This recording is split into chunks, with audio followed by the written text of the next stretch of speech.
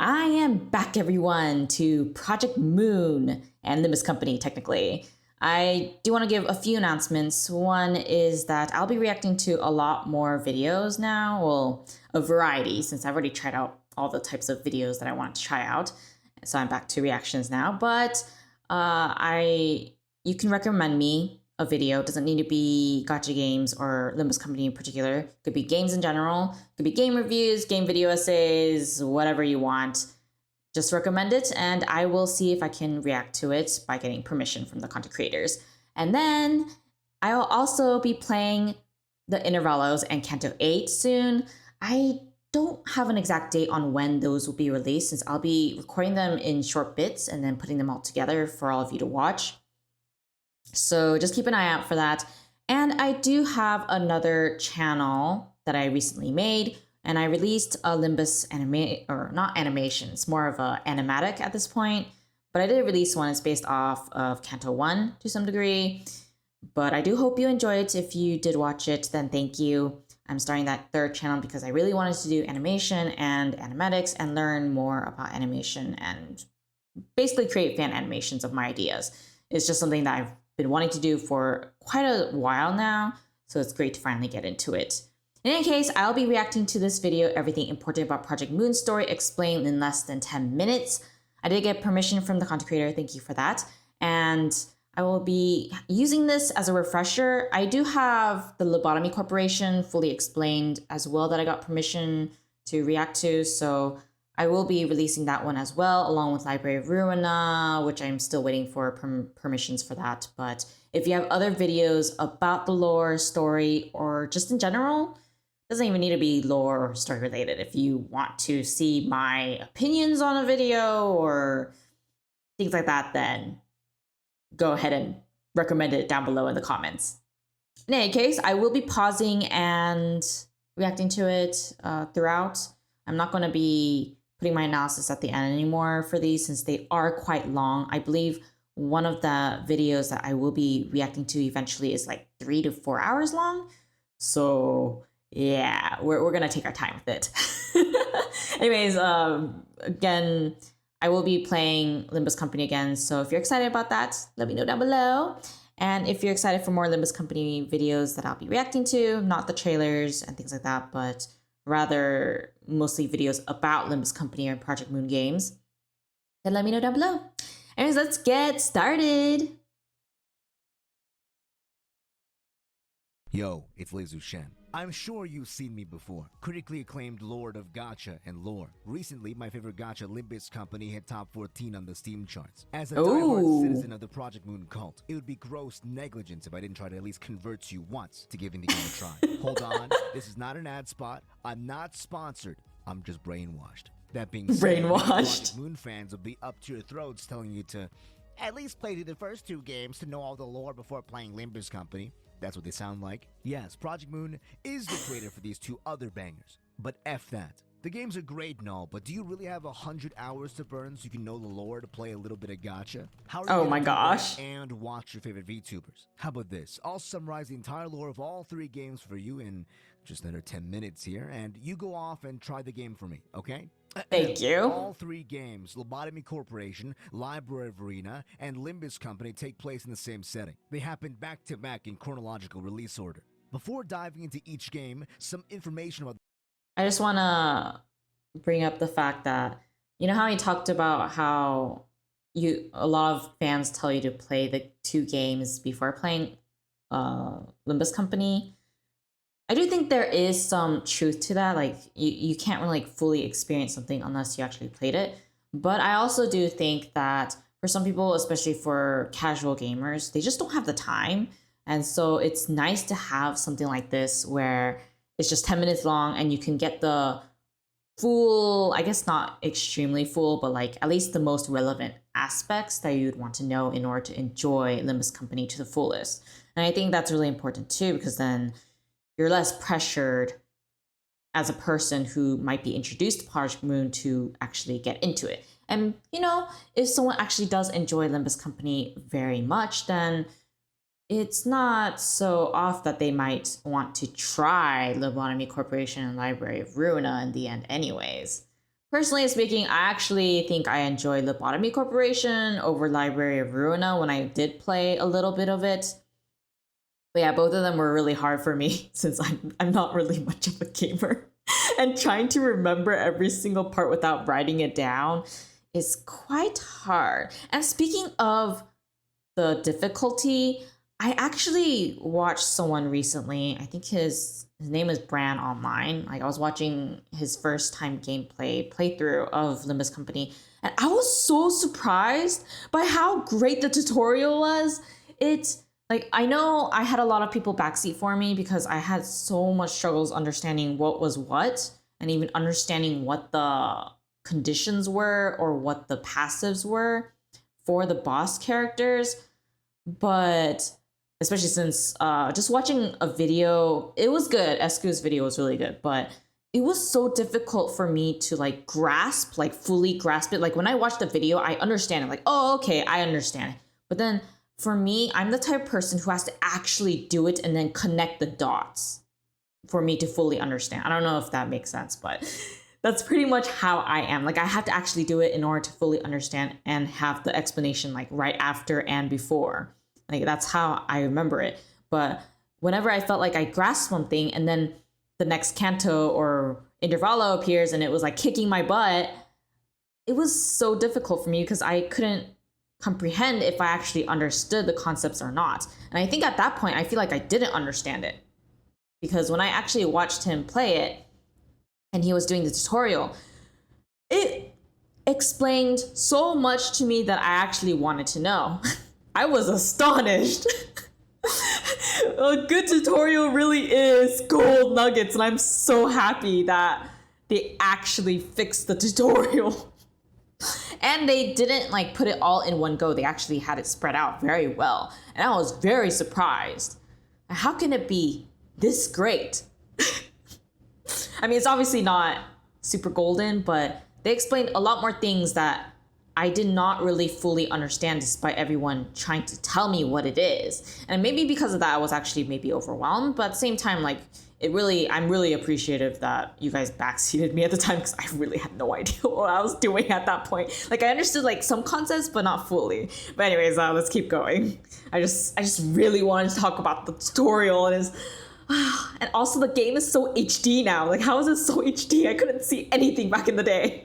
The vast setting. The games are set in a place called the city, capital C, important. Yes, like the Attack on city. Titan, where they try to make you believe there's no other civilization around. Oh, and people get eaten on a daily basis. There are That's true. millions upon millions of people living here, which makes this more like a country instead of a city. The city is broken down into 26 Yeah, that's parts, true. each with their own laws, government, and culture, like the USA, but slightly better. So they're like the They're States. divided in a manner that can only describe as badly cut pizza. Each one of those 26 segments is named after a letter of the alphabet. Why? Because each district contains a main city. No, not city, lowercase city. Important. These lowercase cities are...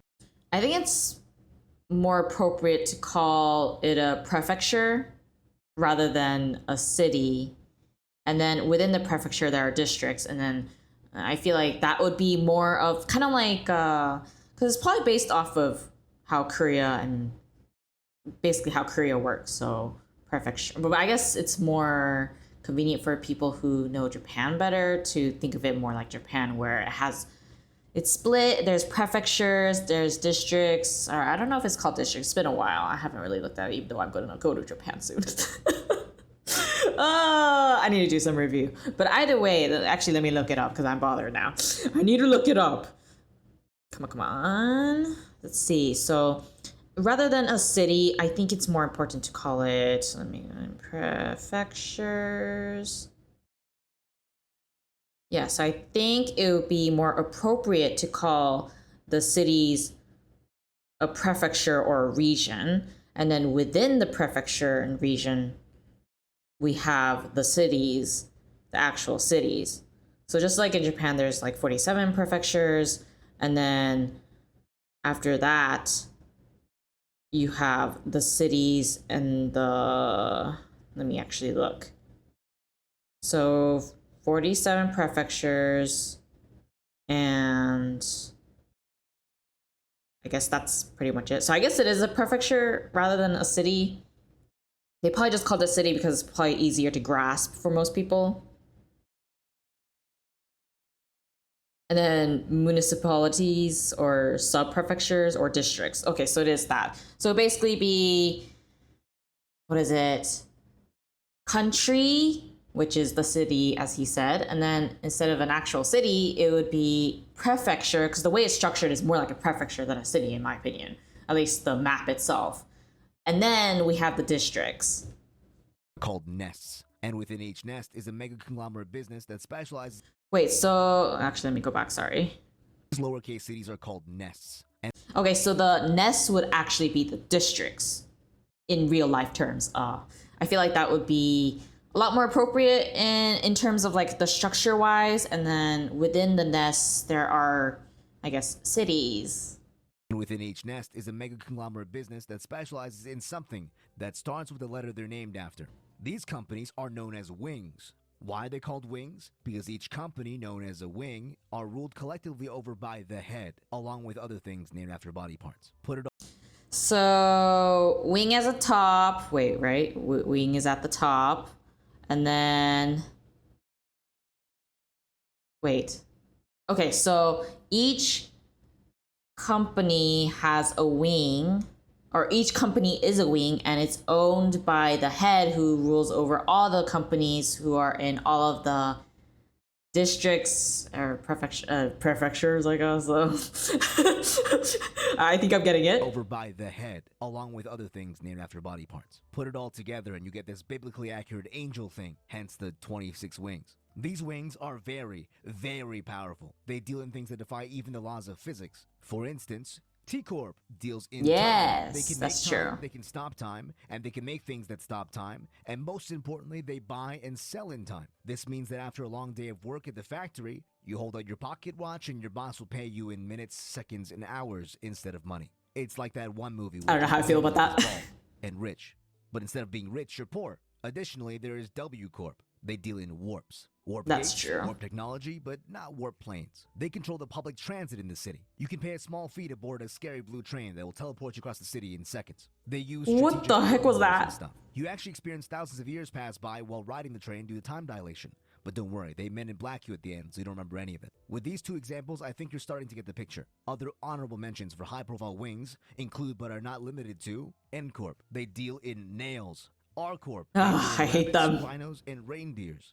LCorp. They deal in tuning forks. Sorry. And LCorp. They deal in cough syrup and other assorted syrups that can cure cancer and revive you from the dead. That being said, we're That's here for true. one wing in particular. LCorp, aka Lobotomy Corporation. Yes. The first game in the Project Moon universe. Contrary to popular belief, they don't actually deal in lobotomies, though after playing the game, you'll probably want 1 or 3 done on yourself. The game is about a guy who we'll call A. He's best friends with a guy who we'll call B, who is not his gay lover, but it's pretty close and pretty one-sided because A actually likes this girl who we'll call C. C is tired of everyone in the city being depressed by the horrific living situations, so she comes up with this great idea that will harvest the light from people's minds, and then once we have enough, distribute them to millions of people across the city all at once and cure depression. It's like SSRI. Wow. It actually works. Carmen, spoilers, C and A, and sometimes B, come together with a handful of other scientists and a legendary mercenary called a color fixer. Her name is the Red Mist, and she's not only hot, but also a bodyguard. Also, there's this demon bitch. She's evil. So now they move out to the city's equivalent of the She's evil? desert, so they can create this seed of light and cure depression. How are they going to do this? Obviously, the best way is to start a capsule hotel, in where they store dangerous abnormal entities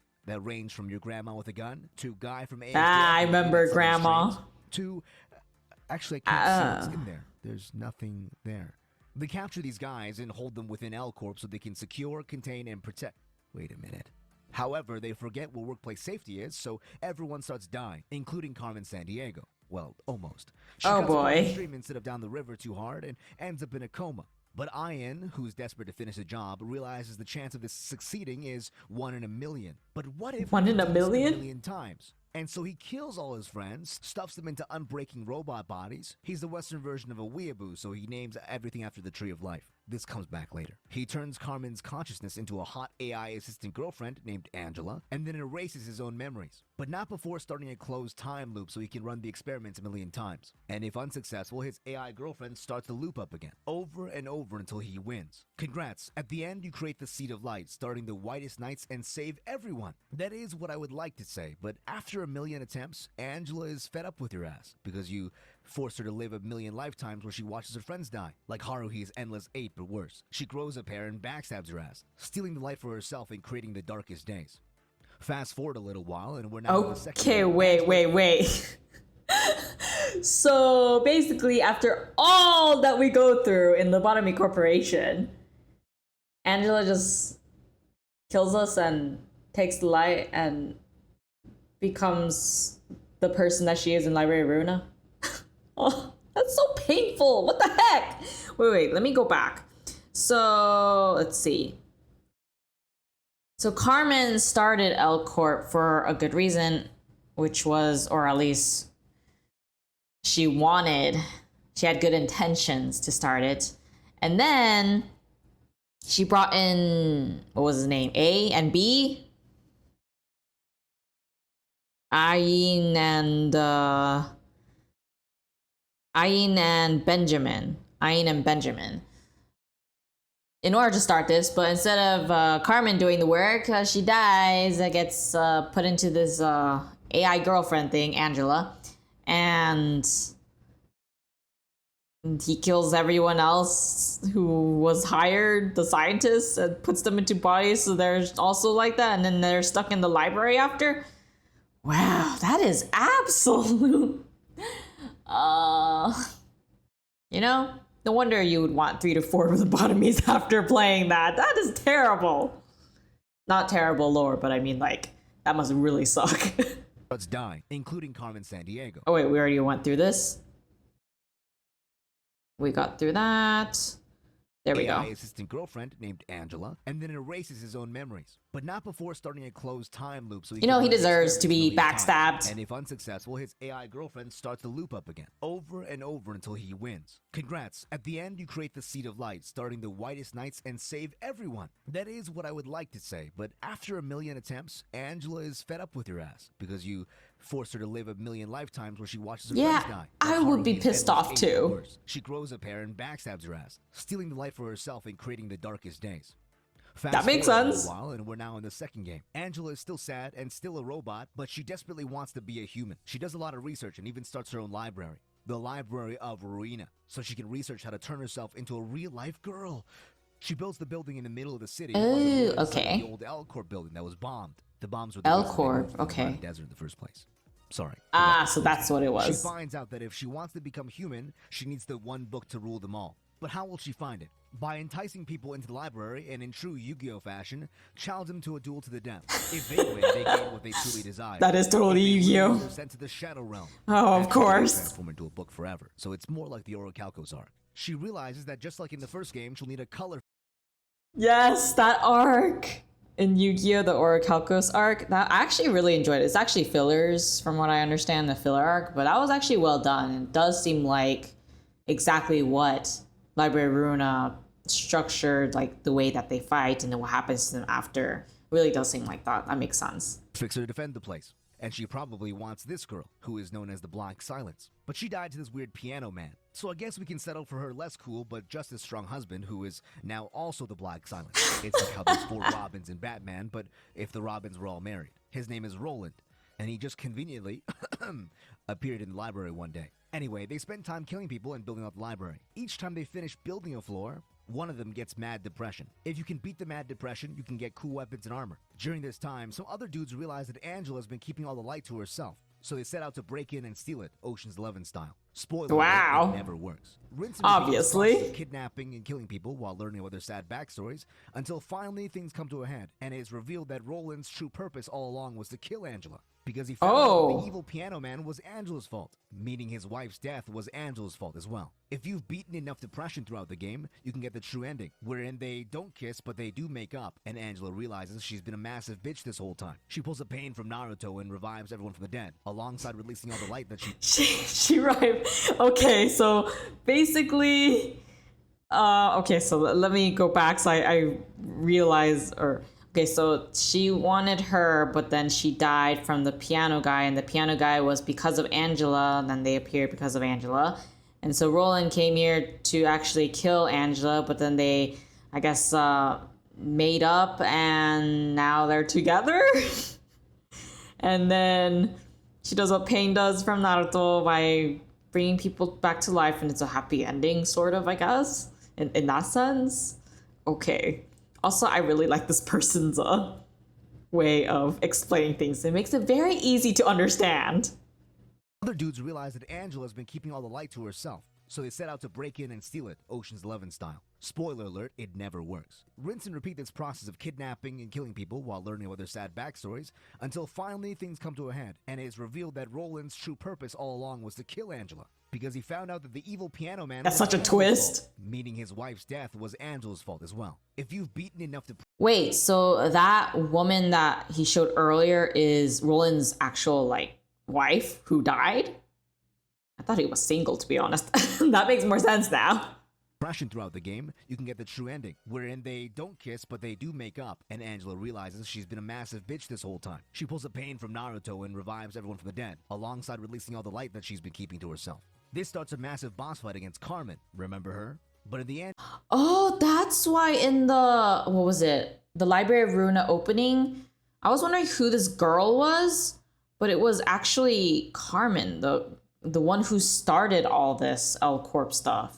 Starts a massive boss fight against Carmen, remember her? But in the end, you win and save Angela, but not before the head, remember them, says the library is too dangerous and wants to destroy it. But just like the real government, they skirt the issue and instead teleport the library to the Nevada desert. Yeah, from the first game. This brings to our third and current game. So that's what happened. Play as Dante from Dante's Inferno. Wait, so that means they're alive, both of them, Roland and Angela. I guess they're still in the library? Is that what it is? Not to be confused with Dante from DMC. For some reasons that you can't remember due to convenient amnesia, you turned your head into a clock for some organization called Limbus Company. It's a play on the words limbo and bus because you ride a bus and you were in limbo. Get used to it. The company has tasked you with driving around the city to where the remnants of LCorp, yeah, we're still not done with LCorp, thanks Angela, are located. The company realizes that you, like Ian and Angela before you, need your own color fixer. So they gift you this guy, Virgilius. His nickname is the Red Gaze, not because it's Pride Month, but because he has a red gaze that will kill you. Probably, I've never actually seen it happen. You, Virgilius, along with 12 depressed people you call sinners. 12 depressed people. I mean, I guess he's not wrong. Pause the screen if you need to read them all. Are tasked with finding and retrieving. I will pause the screen and read them all. Named after famous Korean writer Lee Sang. Named after the book Faust by Goethe. Faust to Park Ji-eun, Min Seung-woo. So the voice actor for Lee Sang is Min Seung-woo, and Faust's VA is Park Ji-eun. Don Quixote is obviously named after Don Quixote by Cervantes. I don't know if I pronounced that right. Don Quixote, and then the voice actor is Kim Yerim. And then Ryoshu is based on Yoshihide from Hellscreen. And I think the VA, it says Lee Se-ah. Can't tell if it's Lee Se-i or Lee Se-ah. I think it's Lee Se-ah. And then Mirasalt is based on Mirasalt from The Stranger.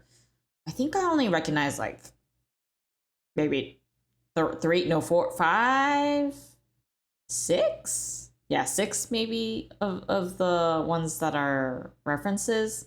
But let's keep going. So Mirasalt's VA is Kwon Sung-hyuk? Kwon Sung-hyuk?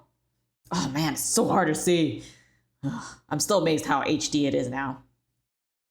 And then Honglu is from the book Dream of the Red Chamber. VA is Kim Shin-woo. And then Heathcliff is from Wuthering Heights.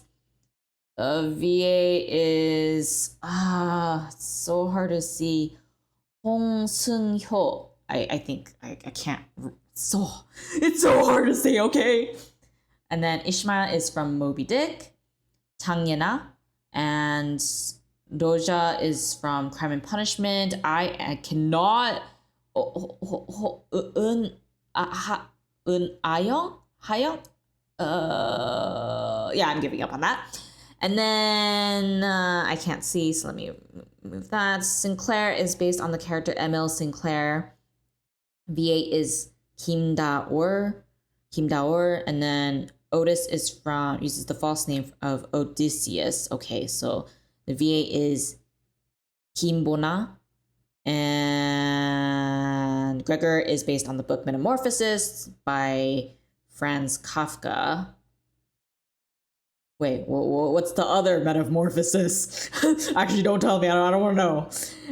V8 is Chin Han. Oh my gosh, I can't see. It's too hard. I don't even need to read them all. Are tasked with finding and retrieving these branches of the Tree of Life. Remember that? For some purpose. As of current, we still don't know why. And just like the other games, there's an evil shadow organization. But this time around, they're kind of Stacy's mom, Blade, HSR, guy from beginning of One Piece. Oh wait, yeah, Kuro. I think that's what his name was. Yeah, it kind of does look like it with the glasses, like the round glasses and all. There was like something I was thinking about when I was when I was watching Bran play Limbus for the first time, but I can't think of it at the top of my head right now. I wish I remembered, but I do hope that we see more of this group in the future. I assume we'll probably see Honglu's brother, but I do wish we can see like a glimpse of what they're doing for what purpose. Like we get like somewhat glimpses, I guess, at the end of each canto, but not enough. And I guess we'll see. By the way, I really like them and their design. I know he appeared, the Isang's buddy. I really don't like him, and I also don't like Gregor's mom. You horrible woman! But other than that, I guess it's fine. And maybe they're just secretly on your... Oh, I forgot. I need subtitles. They're kind of like the Stellaron hunters, and maybe they're just secretly on your side, ? But they kind of beat you up all the time, like an abusive older brother. Anyway, you bust abusive older brother? These branches for the company, all while sightseeing and dealing with depressed backstories of all your sinners, as each chapter summarizes the story arc of the books they're based on. Your bodyguards, sinners, will be dying a lot, but fear not. Your clockhead's not just for show, and you can use it to turn back time on your sinners. We are time wizards. Along the way, you meet hot grandpas, angsty scientists, and hags. A lot of hags. Did I mention that this sinner, Altis, is actually the poster girl for hags, and is a big reason why hags are so popular right now? Yeah, you're welcome. And that's actually, all you need to know. Time for you to play the game. You forgot. I actually quite like the fact that they have like older women. I mean, I don't hate like young looking characters because I did enjoy Genshin a lot when I did, and I also enjoyed Nikkei and Blue Archive. Like I like that kind of aesthetic too. It's just nice to look at sometimes. But I also like the more adult, mature looking characters like in Limbus Company, but also in Punishing Grey Raven or Wuthering Waves. And Nikkei is actually more adultish rather than younger looking, actually, now that I think about it. But I do enjoy all kinds of aesthetics, but I really appreciate the fact that Limbus Company has older looking woman characters as playables, mostly because it's really rare to see that in other games, at least that are not gacha games. Actually, I don't really know if non-gacha games have a lot of older woman characters that are playable too. If there are, let me know. I'm quite curious if there actually is. Same with like, I know there's probably ones with like old guys, but I don't know about old women. I feel like it's quite rare to see it. But anyways. I was a shameless shill, didn't you? It's completely free on PC or phone, and will run for the next 8 years at least, because we're still not even halfway through the first act of 3. Have fun. So one of the things oh, there's Bran right there. That one, I really enjoyed his Limbus Company playthrough. Mostly because I really wanted to see if they fixed the tutorial, and I don't know. I wanted to get back into Limbus Company, so I thought, might as well check it out, and it was really fun. But either way, I really enjoyed this video, Everything Important About Project Moonstory Explained in Less Than 10 Minutes, so thank you for recommending that. The other is the fact that the game has drastically improved in like the past couple of months that I've been gone. Like when I first played it, the game was still good. It's just that it was very blurry. Like it was really hard for me to see. And I don't think it's just because I didn't have glasses at the time, because I did get glasses, I think at Kanto 4 or 5. You guys have to let me know if you were there, because I did ask you guys about glasses during one of the streams because I was having a lot of eyesight issues at the time.